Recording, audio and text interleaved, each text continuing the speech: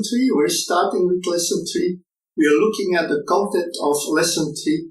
And here I will be talking about projects and linear programming. Linear programming is a very interesting technique. Sometimes we also use what we call integer programming, but I will explain that in the lesson itself. Linear programming may be a little bit more complex for some of you.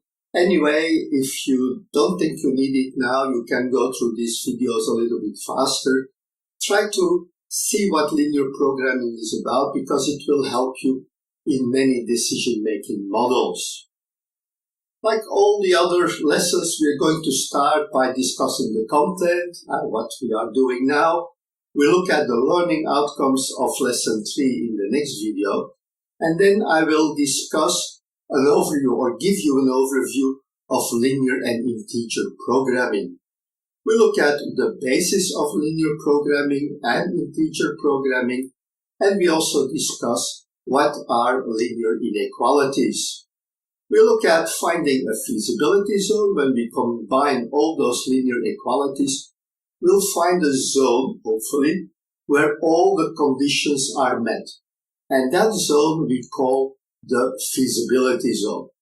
Once we have the feasibility zone, we have to find the optimal solution.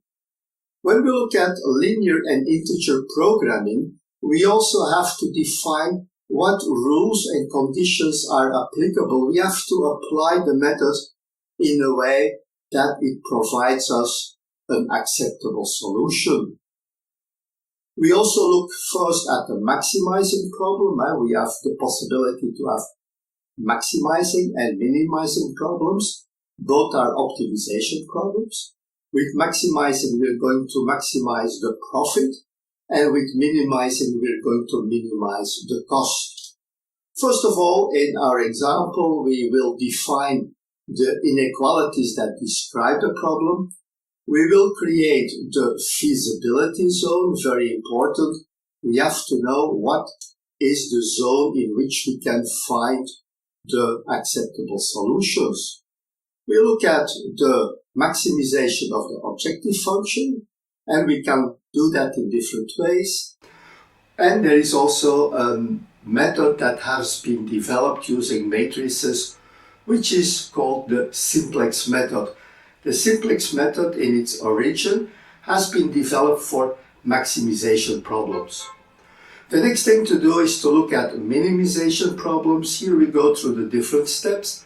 We first define the inequalities, then we find the feasibility zone, and we continue by finding the optimal solution, in this case the minimum of the objective function. And I will give you an overview of how to put all that information in the simplex methods and how to adjust the classical simplex methods for maximization into the simplex method for minimization. We also look at some issues we may have when we are looking at linear programming. It's very important to understand these different issues. And at the end, we will have a review of the lesson like we have in all these lessons. So that's it for the overview of the content. A lot of things, very interesting things to view in this lesson. Anyway, if you don't want to go through all of these details, you can go through it faster. And of course, you can save the content for later.